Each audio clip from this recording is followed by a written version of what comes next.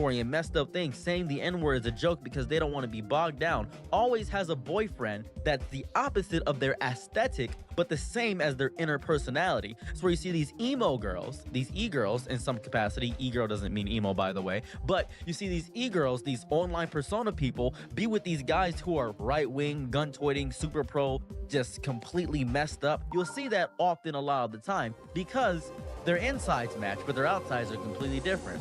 It's the content creator who treats racial trauma as a vintage jacket they found at a thrift store. Something to be worn for effect without any understanding of its history, its weight, or the bloodstains it might carry. They are not ideologues. They are aesthetics of outrage. Their goal is to promote a ethno state of some sort. It's not even that, actually. It's not even that. It's just to promote their own engagement metrics. They don't have any thought process behind it. They're just trying to get a reaction out of people because it's better to be outrageous and get a reaction than to fade into the existence of nothing. Because every e-girl matches the cutesy girl aesthetic and that. But what if the e-girl was edgy? Oh, she set the norm. She'd be different. She'd be different enough to be what is called a e-girl pick-me. These are the pick-me's of the society. They are the pick-me's of the e-girl, basically the alt aesthetic. They're hijacking the aesthetic to be that. It's just to get more engagement. They have discovered that in the attention economy, a racial slur, when delivered with a coy smirk and a dreamy filter, generates more clicks than a well-argued point or a genuinely creative act. They are arsonists who specialize in gaslighting, setting a fire, and then scolding you for feeling the heat. This is the ultimate perversion of irony. Irony was once a tool for the powerless to critique the powerful. Now, it has been co-opted by the terminally online as a shield for the powerful to mock the powerless. That's what's happening. The formula is simple. You say the quiet part out loud. Okay. I'm gonna say something racist. Something super racist. But do it with a lisp and a kitten ear filter. The defense is always, oh, it's a joke. You don't get the bit? It's a bit. It's a bit. Obviously, it's a bit satire. But satire punches up. This only ever punches down. It's the equivalent of kicking a homeless person and calling it a commentary on urban decay. It's disgusting. The performance isn't for the marginalized, it's for the gallery of their peers, a secret handshake with an audience that confuses transgression for depth. It doesn't do anything. It is just to get people to have eyes on you. It is inflammatory, it's disgusting, and it's strange.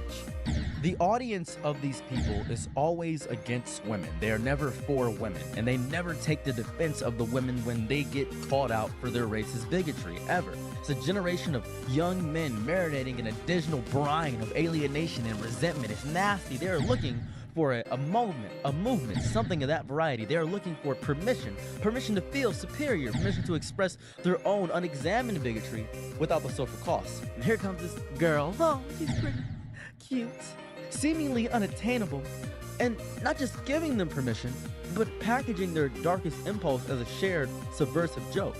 She becomes the cool girlfriend they never had, the one who tells them their racism isn't racism, and it's just dark humor. She validates their toxicity by making it fashionable. It is symbolic in the way that it is disgusting. It's spiritual decay. The platforms that they are pushed on are the perfect petri dish for this. The Twitter, its disgusting algorithm, is the perfect sociopath. It has no capacity for moral judgment, only for correlation. It sees that controversy drives engagement, that outrage sustains watch time, and the line between hate speech and edgy content is basically a technicality. It has no interest in reinforcing that line at all. So it promotes it amplifies the signal, it rewards the behavior. The creator learns the lesson. To be good is to be ignored, and to be cruel, well, at least people will see you if you're cruel. Then comes the inevitable, the ritualistic, the utterly hollow apology video. Most of these e-girl performative racist people do an apology video lest they go too deep into it and then lose the audience in itself and then tries to actually have people on their eye. They've already garnered the people's eyes in the audience, and now they can do this performative action of change. It's stupid. It's a genre onto itself, the apology video, with its own tropes, the somber, filter-free face, the shaky voice, the claim of a learning journey. I'm learning something new, I'm learning, and it's a performative, stupid, disgusting, nuance-less form of accountability. It's designed to evade actual accountability because it's not an apology. It's what I would call a brand management strategy, very PR trained. And the audience trained on this cycle either accepts it as sufficient penance or uses it as further evidence of a witch hunt, thus deepening their loyalty. The cycle reinforces itself with its own garbage. Underneath the glitter and glitchcore aesthetics is this pathetic emptiness, and they classify this as some rebellion. Rebellion requires a cause, a belief, a risk. This is conformity disguised as non-conformity, is the safest form of danger imaginable. It is weak. They are not challenging power structures. They are reinforcing them by proving that the pain of minorities is still the cheapest form of entertainment available. Because it is. It's easy to do. Making fun of black people. Look at that fried chicken, melon munching, spear chucking, google gop. Look at him go. Boom. 100 yards out. Crazy. He knows how to play with balls. He's amazing. So he is homosexual as well. He loves playing with balls. That's why most black men are in football. And most black men play basketball because they love playing with balls. And they're all homosexuals. And I'm the superior white guy. Hooray. Good for me. They've simply updated the packaging for a burning cross to a TikTok duet. That's all they've done. That's all they've done. The root of this sickness is a catastrophic failure of imagination, compounded by a system that monetizes this moral vacancy. These creators are not evil geniuses. They are often deeply uncreative people who have found a loophole that in a world saturated with content, the easiest way to stand out is not to be brilliant. No, not at all. It's to be terrible and to frame that terribleness as a complex intellectual stance. So we are left with this cultural, what's the one I'm looking for? Necrosis. That's a fun word. A cultural necrosis, bigotry as a lifestyle brand, hatred as an aesthetic choice, and human dignity as the punchline to a joke that nobody is laughing at, but everyone is forced to hear on a loop. They are not the architects of a new fascism. No, they are the clowns performing in this lobby, too absorbed by their own reflection in the camera lens to notice the walls are closing in. And the tragedy that they'll be the first devoured by the very monster they're playing with, because no one's gonna come to their safety or saving when this all fails inevitably. So a lot of you probably don't know what an e-girl actually is. I've put a few images in the thumbnail and a few on screen, not right now. Actually, I'll put some right now. Boom, few on screen right now to show you what an e-girl is. Just the aesthetic of how it operates. The ooh girls, they watch anime, they play a few video games, use a specific kind of makeup. They were supposed to be a revolution in itself. It wasn't just a fashion trend. It was a reclamation of digital space by young women who were tired of being told to either be able to have intercourse with them or invisible. You either look good or you're invisible. That's it. It was dyed hair as a flag of nonconformity. Oversized sweaters as armor against the male gaze. A soft, deliberate voice as refusal to perform the shrill, argumentative stereotype the internet expected of them. It was a sanctuary built in the hostile territory of the web. That was the e-girl aesthetic. A declaration that femininity could be both alternative and safe. It was a fortress of pastels and piercings, and its walls were made of vulnerability. This was the beauty of the e-girl aesthetic. And now, watch as the siege rose in. Not from the outside, but within. The new invaders aren't these misogynistic trolls or people that are disgusting. They're girls in the same uniform, waving the same flag, but carrying a different payload. They have taken the language of softness, the baby voices, the plushies, the heart-shaped blush, and they have weaponized it. They have discovered that the aesthetic's inherent non-threat is the perfect delivery system for a toxin. By wrapping bigotry in the visual language of harmlessness, they perform a kind of perpetual sabotage. The brain struggles to compute this dissonance, the cute girl and the hateful words. And in a moment of confusion, the bigotry slips past the guard of crucial thought disguised as a subversive joke. This is disgusting. The collateral damage is catastrophic. Every girl who genuinely lives in this aesthetic now has to wear a scarlet question mark. Her choker is no longer just a choker, it's a potential dog whistle. Her soft-spoken tone is no longer just her voice, it's a potential prelude to a slur delivered with a giggle. She is forced to become a walking disclaimer, constantly preemptively assuring the world, don't worry, I'm not one of the performative racists. The aesthetic which was meant to free her from performance has now trapped her in a more exhausting one, the performance of innocence. This is a textbook strategy of patriarchal co-option. The same process that turned the Riot Girl movement, the radical feminism of the Riot Girls, into a marketable girl power slogan. It identifies a source of female power and community, and it finds a way to hollow it out, turn it back on itself. Disgusting. Those edgy e-girls are not pioneers. They are pawns in a much older game. They believe they are rebuilding something amazing. No. They believe they are rebelling against sensitivity. No. Not at all. You're not doing that. They are enforcing the oldest rule, that women must never be in solidarity with one another, that their subcultures must always be fragile, and that their expression must ultimately serve the entertainment of men. Disgusting. Look at the audience of this performance. It is overwhelmingly male. They are not there for the fashion or the music. They are there for the spectacle of a woman voluntarily dismantling her own tribe's sanctuary. They cheer not for her, but for the destruction she causes.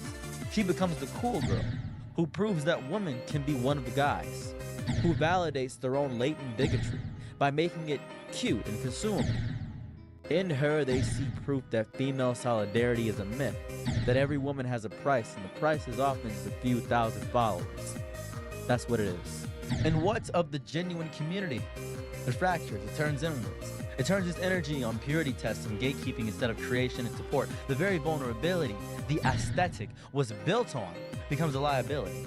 To be soft is to be suspect. To be open is to be vulnerable to infiltration. The sanctuary becomes a fortress under constant threat, and the walls grow higher, isolating its inhabitants from the very world they sought to connect with. The ultimate tragedy, worst part, is the corruption of a potential language of resistance. The e-girl aesthetic was supposed to be a powerful tool to challenge norms by presenting a femininity that is both strong and soft, both alternative and accessible. But now that potential has been short-circuited. It has been successfully framed by its most worst actors as a haven for shallow, attention-seeking cruelty. The aesthetic is now associated with the lack of seriousness. Disgusting. I hate it. We are left with the ruins of a refuge. The dyed-haired is soon going to not signal creativity, but potential complicity. It's going to ruin everything. This moral bankruptcy is disgusting, and I hate every second of it. I don't like it. I wish to stop this rise of the performative racist e-girl. Well, that's all I got for the video, realistically. So now I've discovered that another person made a video with this title. I didn't know about this, but 3 people have informed me that there is another person making this. I'm going to put their stuff on screen right here. They made the video 2 days before me. Didn't even know about this. I thought about this in June of 2025. I wrote down my video thoughts and just have a bunch of videos cataloged. I have videos scheduled all the way up until April 2026 for at least 1 video a day. So I make videos a lot ahead of time. So I didn't know that another person made a video about this, or at least was planning to talk about this in some.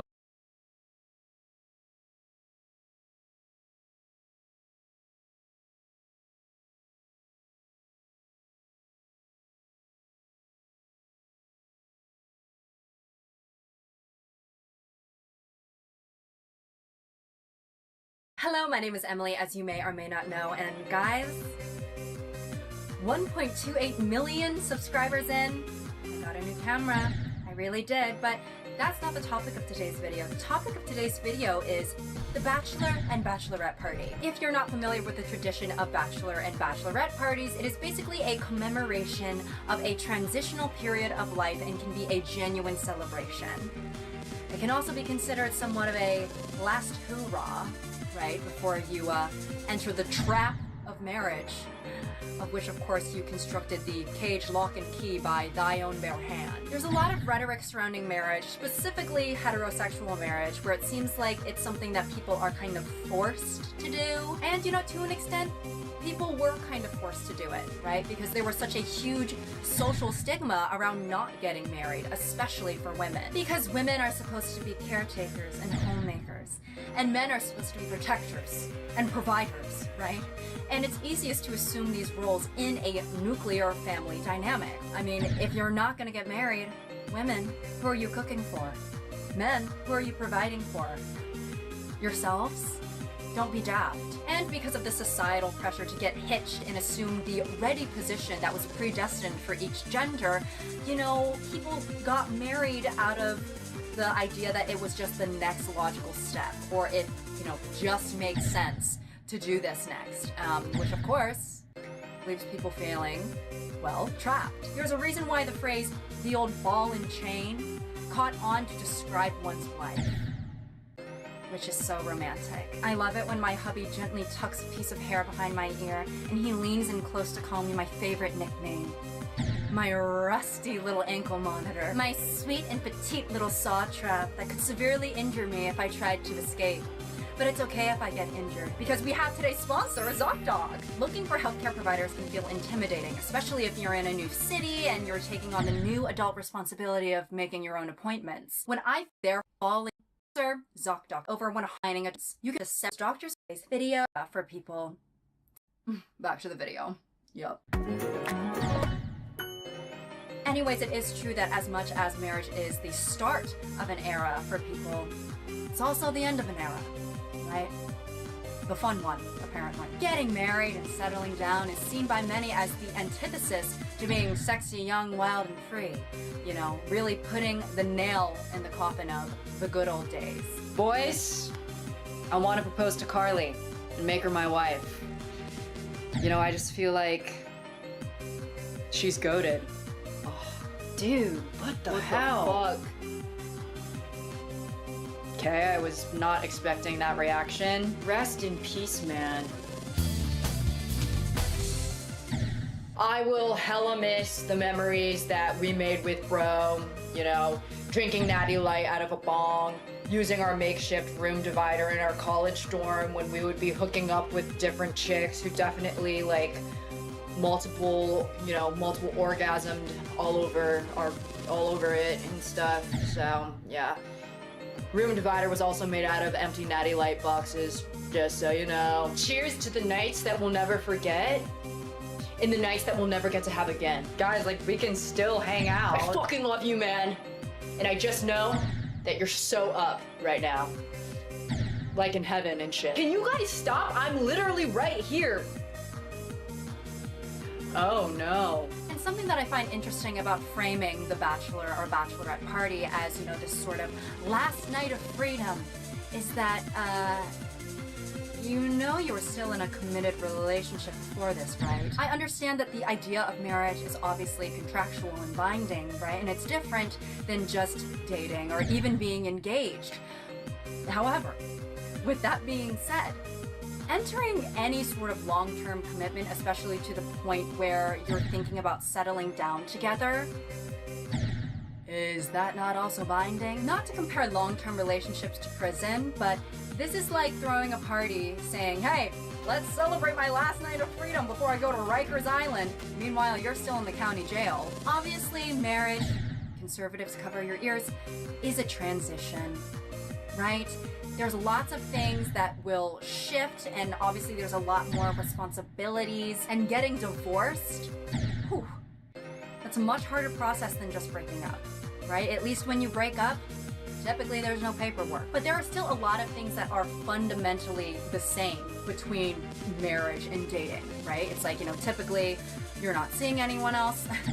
Traditionally, the way God intended it. I'm just kidding. Poly people, I love you. You're committing to each other. You're making memories together. You're investing time, money, and emotions into each other. Maybe you're living together. Sometimes it seems like people pose these bachelor and bachelorette parties as a commemoration of their complete, untethered independence or something. And it's like, baby, you've been dating this person for 5 years and been engaged for 2. I think it's been a while since you've been able to make decisions with you being the sole person in mind. Is it really a last night of freedom? Because something tells me that most people who are in long-term relationships don't conduct themselves in a way that screams no rules and unbridled independence, you know, in the relationship pre-wedding. Congrats, by the way, soon to be newlyweds. Thank you. Yeah, we're gonna have our last nights of freedom in a couple of days, you know. He's gonna go to Vegas with the boys and I'm going to Miami with the girls. Yeah, gonna have to say goodbye to all of the gambling, crypto, and threesomes after this. And I'll have to say goodbye to my handsy tennis coach and my Molly addiction and all of my pay pigs. And when I say Molly addiction, I don't mean drugs, I mean a woman that I met in Barcelona. Huh? Well, you know what they say, right? You know, that marriage is game over, boo. Which is true and how we both feel, of course. Exactly. You know, once we're married, we can't just do whatever we want anymore. Like, have threesomes together. Oh, well, she was never invited. I wasn't. Are you guys in an open relationship or? No. No. The heck? But you're doing whatever you want? Yeah. I mean, we're not trapped by the shackles of marriage yet. Just dating for 8 years. Oh. I've gotta go, sweetie. It's my tennis coach. We're gonna have our last session. Oh, don't forget your racket. I won't need that for what him and I will be doing today. Touchy. I think it's pronounced touche. No, I know what I said. But anyways, I gotta get to the gentleman's club. They're having a send-off party for me since, you know, they're losing their #1 customer. He has such an amazing body. I'm gonna miss that body. All right, sweetie, I gotta go. Now, these parties are not just an American tradition, but they also go by different names in other countries. For example, in Britain, Canada, and Ireland, they call it a stag do or a stag party or stag weekend for the men. And then a hen do, hen party, or hen night for the women. So obviously it's not just America that sees marriage as a threat to one's freedom, right? Seeing one's spouse as a figurative straitjacket, maybe that's universal. Truly transcends land and ocean. And while we do have a modern perception of the bachelor and bachelorette party, they actually do have a historical context, according to Time.com. The bachelor party, however, goes back much further than you'd expect. It's rooted in ancient history. As early as the 5th century BC, it's believed that the ancient Spartans were the first to make a celebration out of the groom's last night as a single man. The Spartan soldiers held a dinner in their friend's honor and made toasts on his behalf with, one assumes, a Spartan sense of decorum. I'm not sure what that means. Since then, the events have generally grown more raucous. In 1896, a stag party thrown by Hubert Barnum Seeley, a grandson of P.T. Barnum, for his brother was raided by police after rumors circulated that a famous belly dancer would be performing nude. Oh! Before his wedding to Gloria Hattrick, Jimmy Stewart's infamous bash at the Beverly Hills Hangout, Chasen's included little people? Someone can correct me if that's offensive. Little people popping out of a serving dish.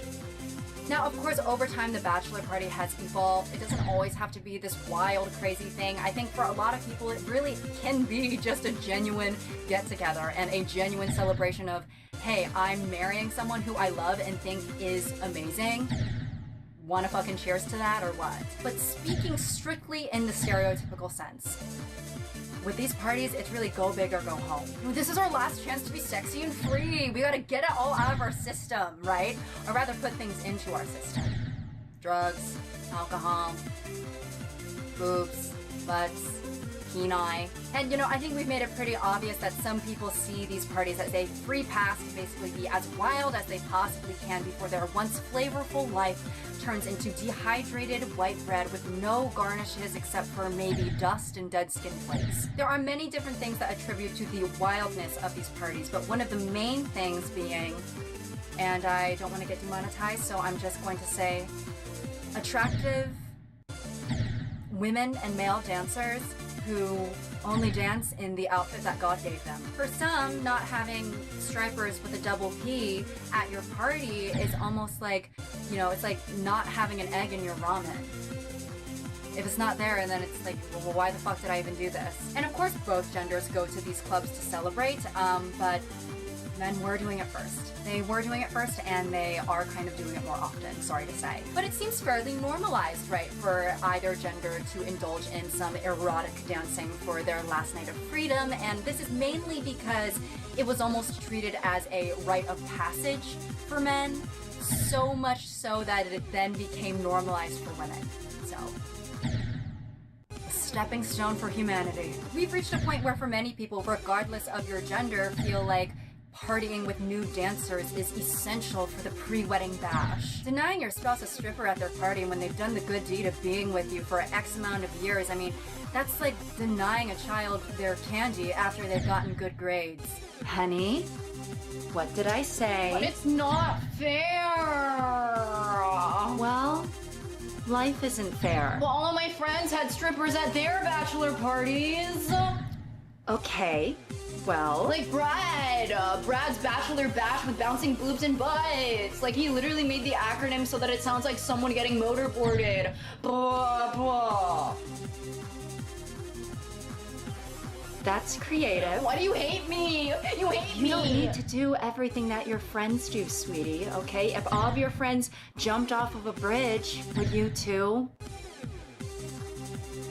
There were strippers at the bottom. And listen, I don't think that going to clubs and getting lap dances and all of that is inherently a bad thing. I don't think it's always a crossing of boundaries. Obviously, that varies from relationship to relationship. You know, for one person, they might think, if another person even looks at you, I'm gonna have to fight the urge to acquire weapons that haven't even been invented yet. Whereas some other people might be like, hey, yeah, no, do your thing. Just, you know, don't get twerked on too hard that you can't walk down that aisle next week.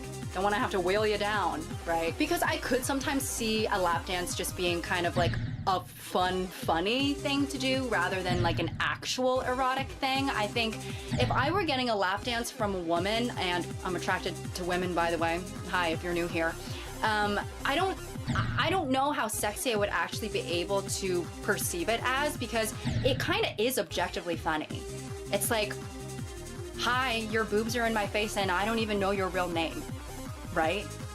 How have I'm seeing your areola and I don't even know what your favorite color is. But I think more often than not, people who are in monogamous relationships, it makes them uncomfortable to think about their partner receiving any degree, I suppose, of sexual act and, you know, them enjoying it, or God forbid, comparing you to that person. I mean, the thought of my girlfriend getting a lap dance from another woman and she's thinking in her head, God, this dancer's body is so much nicer than my girlfriend's body.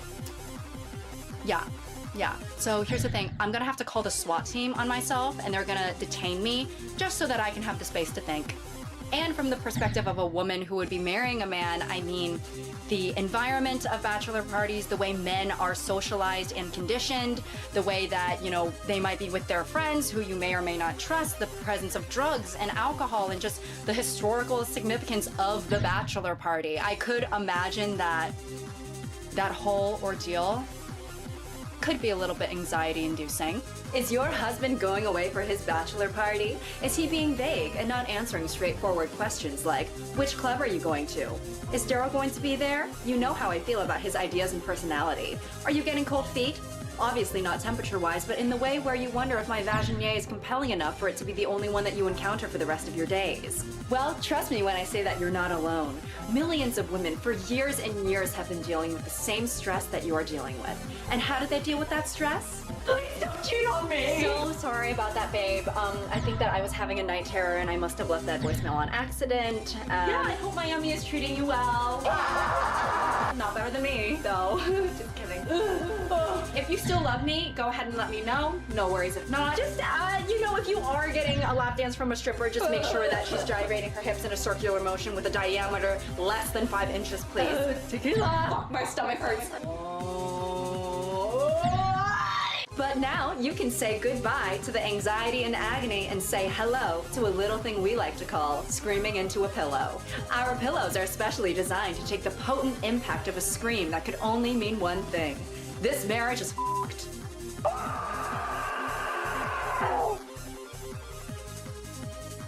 Feel better? I actually do. The New York Post published articles within the last year talking about cheating at both bachelor parties and bachelorette parties from the perspectives of the dancers who work at these clubs. Some insight from a female dancer. 80% of men will cheat at their bucks party, at least according to Haley Davies. Davies, now 25, resides in America, but told news.com.au that working in a strip club definitely changed her view of fidelity in Australia. And I'd be happy to report that it's probably similar in America. I worked in a strip club that frequently hosted bucks or bachelor parties, and I would say that the majority of the grooms and their friends would at the very least try to make out with you, she said. Davies says she doesn't think there's anything wrong with men going to strip clubs for bachelor parties if their partners are okay with it, but she's found they often use the occasion as an excuse to stray. I think men who cheat on their partners don't think strippers count as people. It's a fantasy and they don't think it counts. You can tell by the way they talk about you, she explained. Davies said it's also impossible to tell which men are loyal. She's seen no pattern. Less stereotypically attractive guys are just as likely to cheat as the good-looking ones. Equality! From the male dancer, he states that 1 out of 10 parties he works at, some kind of cheating occurs. Wild said the numbers could be larger because people aren't forthcoming about their single status and people aren't always double-checking. He said he isn't shocked by the cheating anymore because he has seen a lot and it has just become a part of the job. In an interview with BuzzFeed, a former dancer who worked in many big cities like Vegas, Miami, Houston, and New Orleans stated that the worst thing she consistently witnessed was bachelors leaving with escorts. I've also seen men talk about how they don't really want to get married, but everything's already been paid for, she said, adding that in her experience, 7 out of 10 engaged men take things too far. In each of those cities, for all of the bachelor parties, all I have ever seen are the grooms-to-be leave with someone they've barely met. And honestly, I'm not super surprised, right? I think the establishment themselves and, you know, the mindset around these celebrations, there is a very sort of what happens tonight will not leave tonight sort of attitude, right? Like, this is all gonna be our secret. This is not the fault of the dancers, but I'm sure that these businesses know that they can make more money being this sort of safe haven for infidelity. Let's just say that if I ran a club and I had a bachelor special, instead of giving out lap dances and alcohol, I would make it more like this. So, who's the lucky guy? Yeah, my boy. That would be me. This is me. Well, you are in for a good time because our girls are the best. Goated. So just wait here, and then our sweetheart Candy with a K is gonna come in. Yeah. Right, boys. I'm so ready for this. Like, I literally love boobs. It's like actually something I'm really passionate about. Drop on the floor and give me 20 reasons why you love your future wife.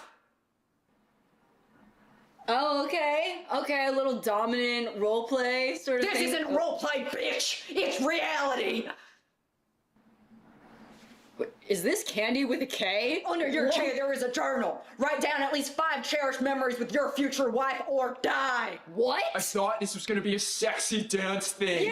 Yeah, what happened to the sexy dancing? Fine, I'll do a dance for you. I'm gonna go through your phone, and if there's any indication of infidelity, then you will be...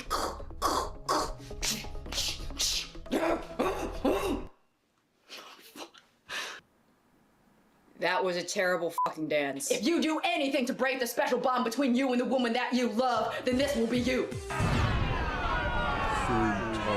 Woman that you love, then this will be you. How in the hell did you even just do that? It's a part of the Bachelor special. You fucking maggot. And I think that the image of the bachelor and bachelorette party is perpetuated by what we see in media and TV, right? Specifically in comedies. We've gotten films from both a male and female perspective, right? Of course, the women-led ones coming many years after the men, and, you know, eventually I'm sure studios were like, okay, we gotta try and spin this type of storyline another sort of way. Why don't we get women in the room? They're typically not here. But I wanted to discuss how the customs of the bachelor party actually overlap really well with comedies, especially the era of comedies where political correctness was necessary in the way that garlic is necessary for a vampire. With the traditions of the stereotypical bachelor party being fueled with sex, drugs, alcohol, and just riddled with the objectification of women, it pairs really well with raunchy comedies. And what I think is interesting about these bachelor party comedies is that, you know, of course there has to be exaggeration and dramatization because it is a piece of fiction and it is a film, but also in order for comedies to thrive, a lot of the times that does need to have some sort of relatability or some sort of perceived truth. Like feeling smothered by your wife, wanting to be wild with the boys, indulging in sexcapades. There are many comedies that sort of take on the pre-wedding party wild night, this or that, but the one that I specifically want to talk about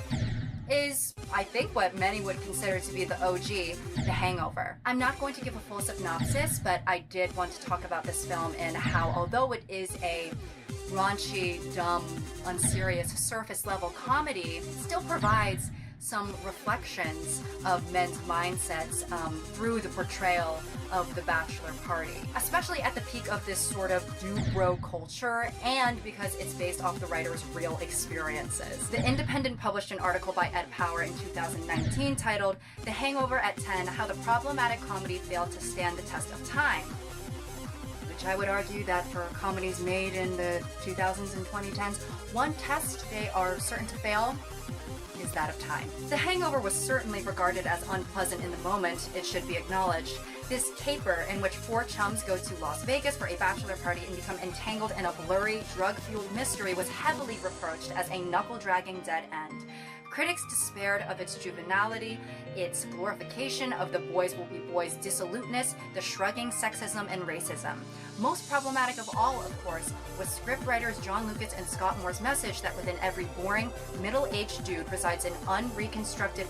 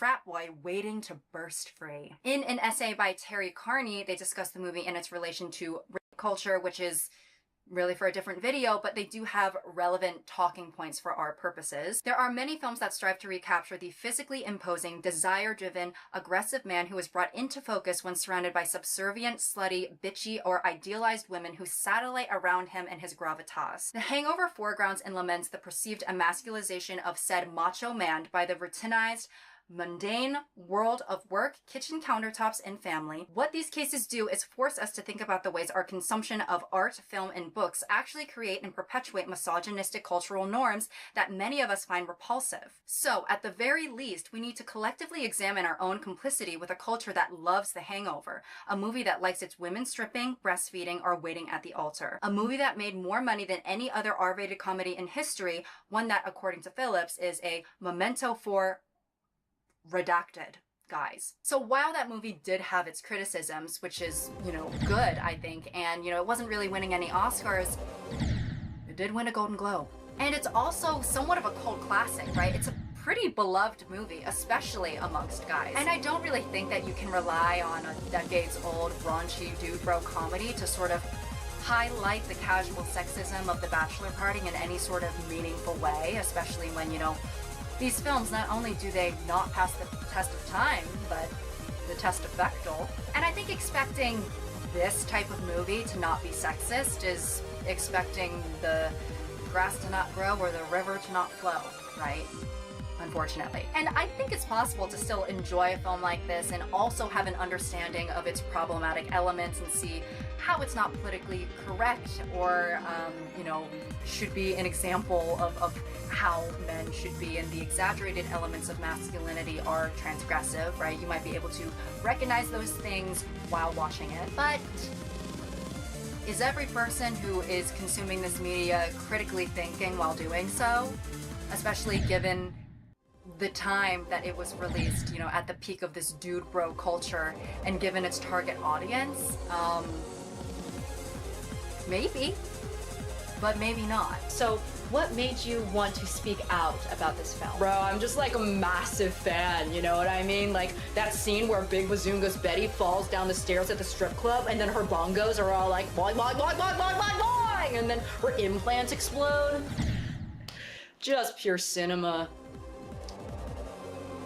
Do you have any comment about the misogyny present in the film? Oh.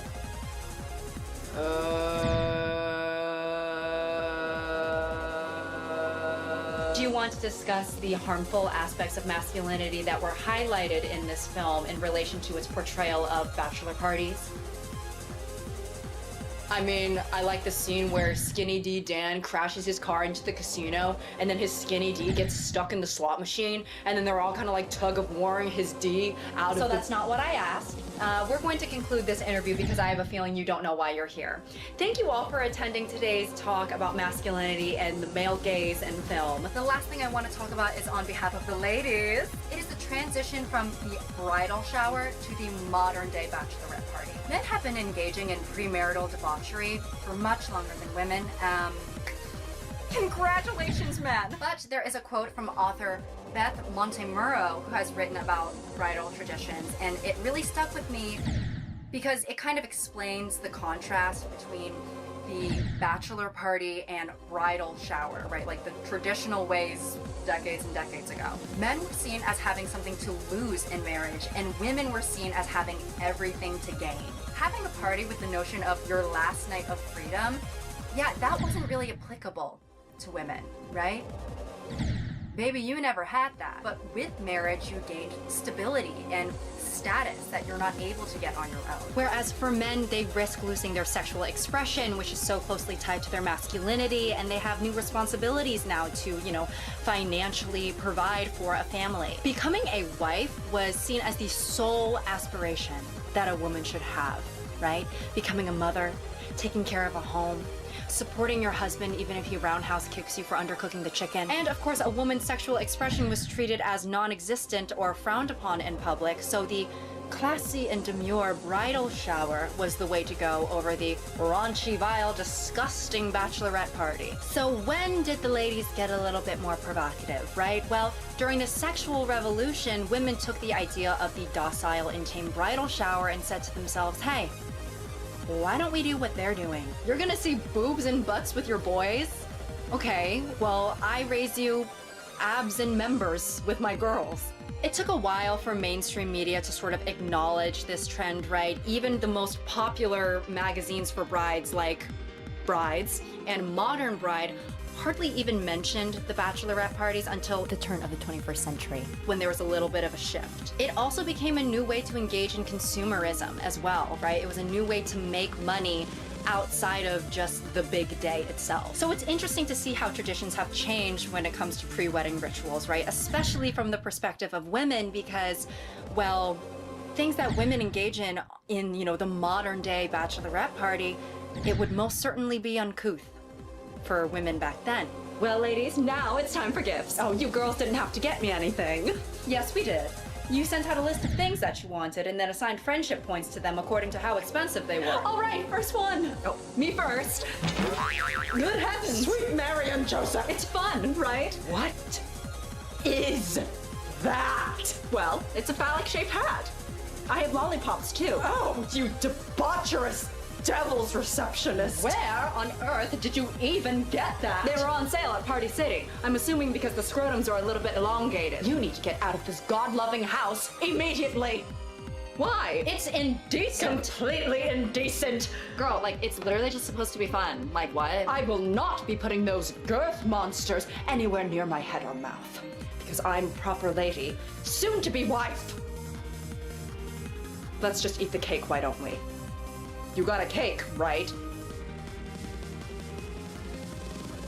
You might not like the shape of it. But that is all I have for you guys today. I hope you all enjoyed this sort of all-around discussion about bachelor and bachelorette parties. Are any of you guys married? That would be interesting, if so. I think whenever I make videos, I always think that I am talking to myself. So in my head, it's like I'm talking to a woman who is not married, not thinking about kids and all of that stuff, but some of you might be doing that already. Congrats. Also comment down below, would you be comfortable with your significant other having a wild, crazy bachelorette party or bachelor party? I'm curious to know. For me, I think it depends what's on the itinerary. Anyways, I hope you all enjoyed today's video. Hello, my name is Emily, as you may or may not know, and today we are going to be talking about cheating, and I'm not talking Monopoly or Uno, okay? I'm talking, you know, file the divorce papers and throw away, you know, the couple ring. I'm talking getting a DM from some random girl that starts with, hey girl, you don't know me, but Now, I don't know if you guys have noticed this, it's likely that you have, but cheating is so common. I mean, it's like, you know, Oprah is just handing out affairs, you know, you get cheated on, you get cheated on, you get cheated on. Everyone look under your seats. Your boyfriend is there DMing his ex. Cheating is very widely condemned. We all know this. So why do people cheat even though they know that it is so frowned upon? I feel like in most cases, no matter how mundane or monumental the action is, there has to be a reason for why people do what they do, right? So according to this article from Scientific American, when they conducted a study with 495 people, sorry, had to swallow my spit, who cheated on their partners, there were 8 key reasons for committing the infidelity. Anger, self-esteem, lack of love, low commitment, need for variety, neglect, sexual desire, situation, or circumstance. So while society does demonize cheaters because it is a very hurtful thing to do, very hurtful thing, very bad thing to do, but also, you know, human nature is very complex, and obviously, like I said, people have reasons for doing what they do, whether that be conscious or subconscious. However, these reasons serve as context for the action, not necessarily justification. Like, babe, sorry, I was just so insecure and horny. I had to get a hand job from my Instagram mutual in the back of the Chevy. It was It was out of my hands and into hers. Hi. But like I said, life is messy and complicated, and I'm sure there's some circumstances where infidelity is found to be more justifiable than in a different circumstance. However, at the end of the day, for me, I don't personally believe that you can truly love somebody and still cheat on them. It's like something is not computing. Something is not computing. I know that some people disagree, but I don't personally see how that's possible. I mean, getting cheated on is so hurtful, and it literally will give you problems in the way that you view relationships and love, like if not for the rest of your life, just like for a very long time. So I don't see how, and this is common knowledge, right, that getting cheated on can cause a lot of like romantic trauma.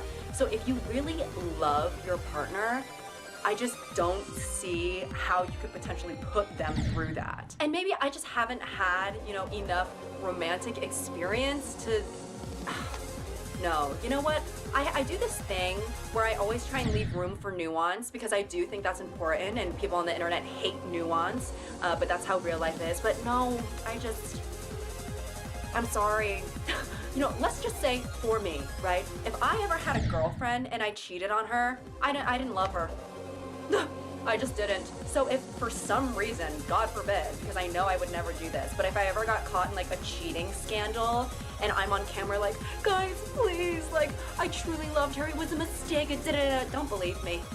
Don't believe me, because if I truly loved her, I wouldn't have cheated on her. What the fuck? But to my future girlfriend that I have not met yet, I would never cheat on you. I would never cheat on you. You gorgeous, lovely, beautiful, evanescent being, okay? Being cheated on can disrupt your self-worth, give you, you know, an avoidant attachment style, give you, you know, trust issues bonanza. Trust issues, all you can eat extravaganza, okay? I mean, someone could tell you 2 + 2 = 4, and then you'll be like, but do you really mean that though? Oh, don't worry, I got the bill. Oh, okay. Oh. I thought we were gonna do that lesbian thing where we fight over who's gonna pay the bill because there's no man here, so the gender norms don't apply, and you know, like... Oh, I mean, no, don't pay. I got it. No, it's fine, I got it. Okay, if you insist. So this was really fun. You know, I had a great time.